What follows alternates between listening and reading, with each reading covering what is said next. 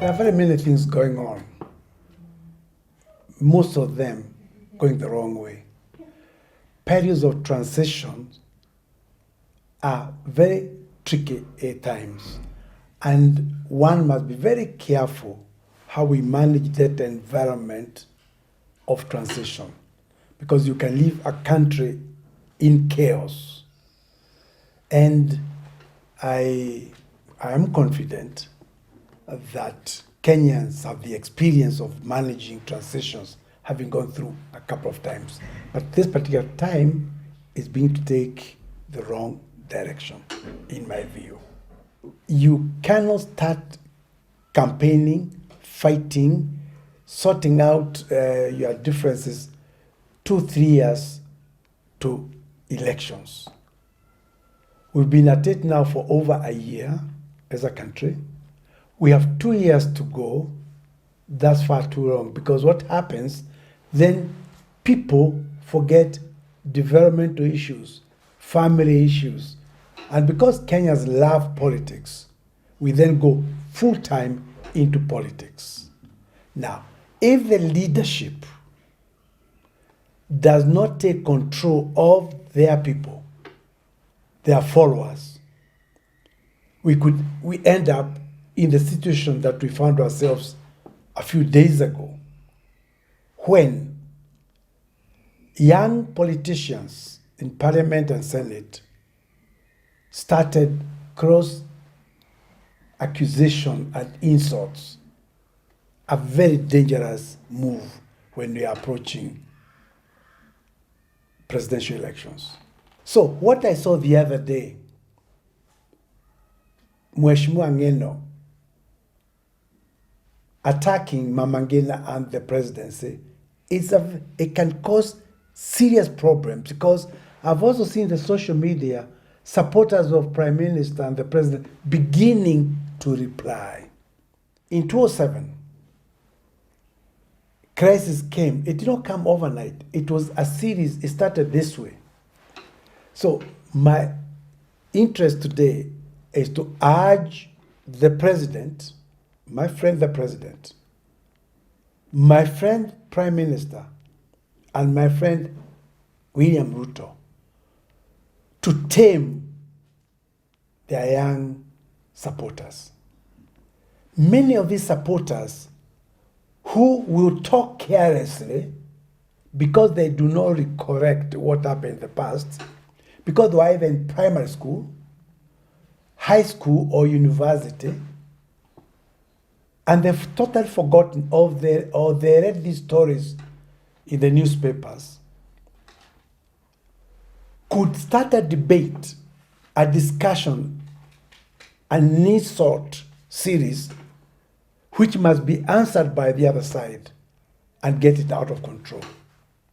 So my appeal today is, one, head of state, Prime Minister, and Ruto must, and they do not have any choice, they must control their juniors. That is the message I have today. Once that happens, we then bring it under control. It is totally unacceptable in the African traditions to abuse my mother, whether it is right or wrong. So what happened the other day, to me, was not acceptable. Could be because I come from their generation. But we must teach younger generation to have respect for parents. The language you use as a leader is very important. People listen. People follow what you say. But it takes time for leaders to understand that the power of their tongue, that what a leader says, many people believe it. People then follow what you've told them to do. So one of the things, again, I like to urge the upcoming politicians is be very careful. Think a couple of times, count 1, 2, 3 to 10 before you utter a sentence. That's what I was taught. Because when you think through what you're about to say, then you become careful. Because it's very easy to be careless with your language.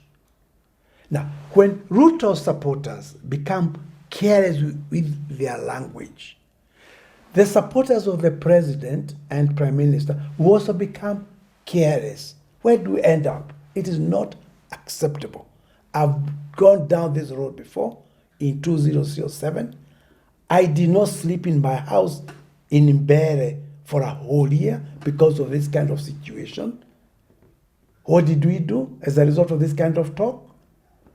Many died. The government says 1,300 people died. I can assure you, more people died than that. We created IDPs. Many of them have never found a home, a place to call home. 12, 13 years on, the responsibility of being a leader is so huge that you have to be very careful what you say, what you state, because people follow you blindly, because they own you and they believe in you. That's why they elected you. What they need to do is to quickly learn to be careful of what they say. I was taught when I was growing up in public life to never react when I'm angry.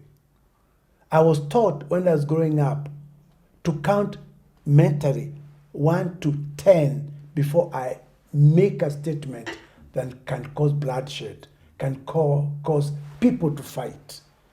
So that's my advice to the young leaders.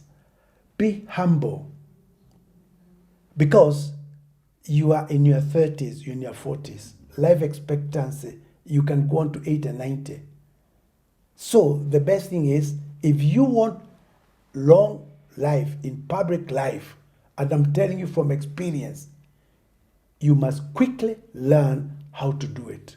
If you become aggressive, if you become a fighter thinking you're winning points, yes, you do it, but 5 years on, you'll be gone, you'll be history. Nobody remember you existed.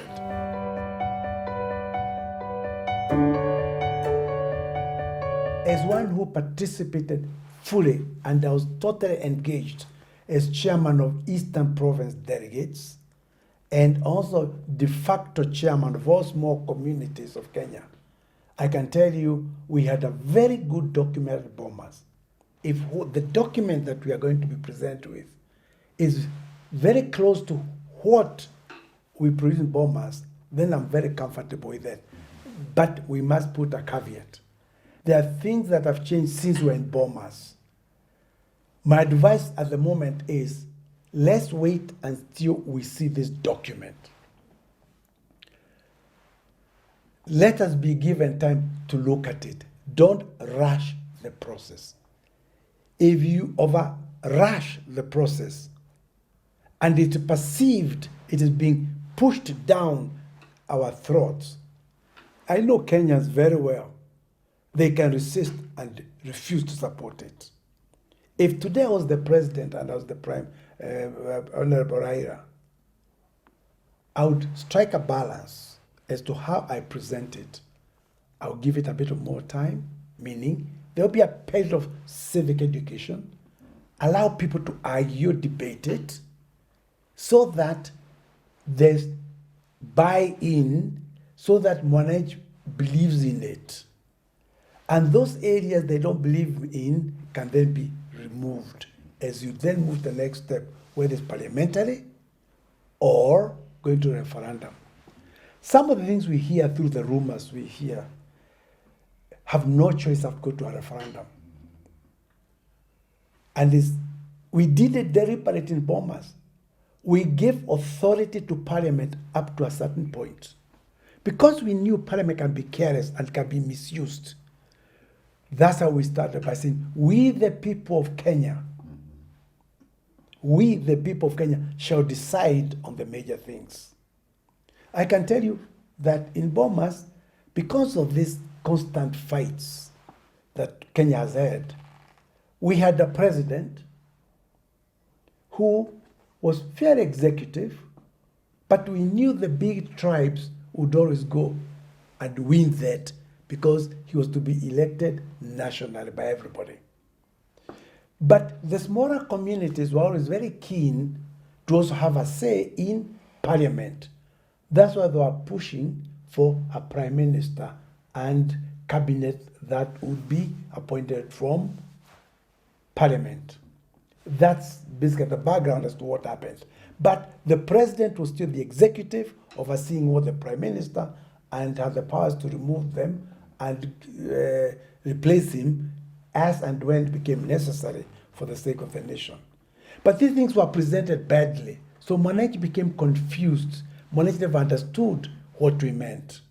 For example, we had 14 regions because we knew regions are too small as we have them today. But to remove them today, because we become even more tribal than we were 12 years ago, to remove my Embu will require a lot of energy because we have convinced ourselves in a tribal cocoon of West Pokot, in Turkana, in Wajir, that this is my county. It will be very difficult to deal with this situation. That's why it needs time to be sold. If we are going back to the 14 that we had proposed in Bomas, then civic education is a must. You must allow public debate. I don't mean as a group that went around the Kenya collecting views. Let them tell us, what is it that you're telling us? Then give us flexibility to discuss for a few months.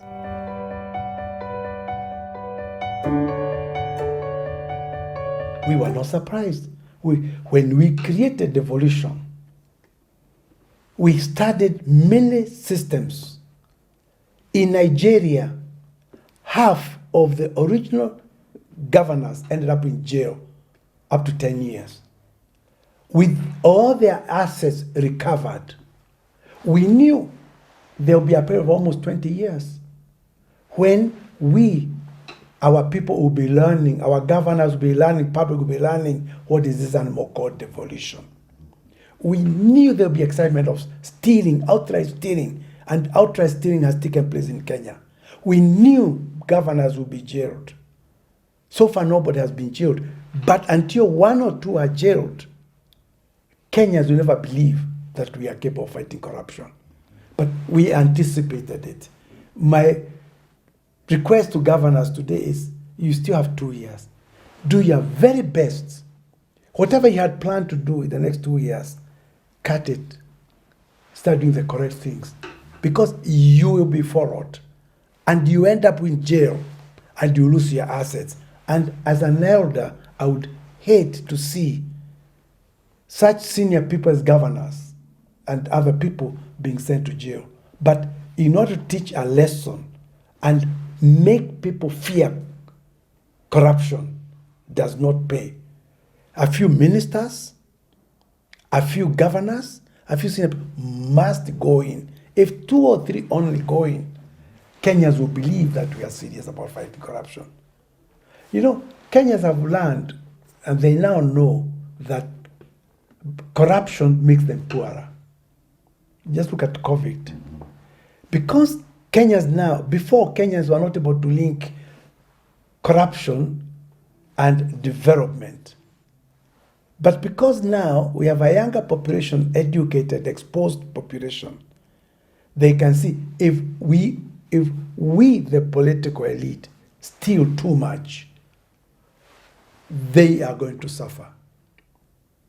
It is those people that need to be convinced now. Don't go that route when your turn comes to hold senior positions, because you will be jailed. Your assets will be recovered. Your children will live for the rest of their lives being called children of thieves. And to me, I would hate to see my children be called children of thieves. My father was very clear to us. Please, I will not steal, because I don't want, when somebody sees you dressed up with a good tie, to say you are a son of a thief.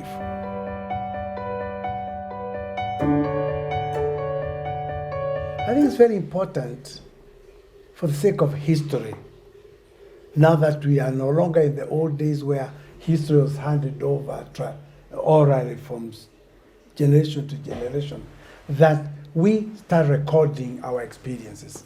When I retired initially, 8 years ago, I wrote a book about my experience minister for cooperatives. So I wrote that book on corporate movement and my experience because I felt next generation would benefit from it. People in the universities and so on who are studying corporate movement. I also, my late father, Jeremiah Nyagah, had started writing his autobiography, but he never completed it before he passed on. So I coordinated within the family, and we also did the same, and we wrote his biography. I've seen people like Raila, Kofi Annan, many people have Musalia, many people have written their Keraito. I've seen people write their books, and it's important that you share that experience with the next generation. Even not only politicians, even senior civil servants, the amount of knowledge they have that will be useful in our universities, in our schools, is so much that they should not die, go to the grave without having shared it with the next generation. So I enjoy writing. You've seen me very often. I even write articles in the papers. Yeah. It's all part of passing on the little that I have to the next generation. And I think that's the only thing, after you've been at it for some time, you owe the society, you owe it to society, which pushed you to that level to share your experience with them, frankly, without fear. My autobiography will be coming out early in the new year. It's almost ready.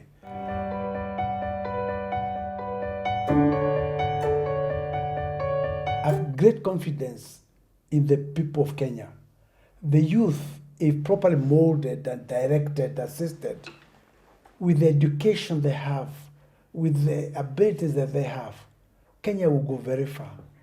Already we are a shining example of a successful country. But we must do more. The leadership must do more so that we can catch up and overtake countries like Malaysia, Singapore, who used to be at our level. And because of corruption, because of mismanagement, we allowed them to overtake us and leave us behind. It annoys me to think South Korea, was the same level with us.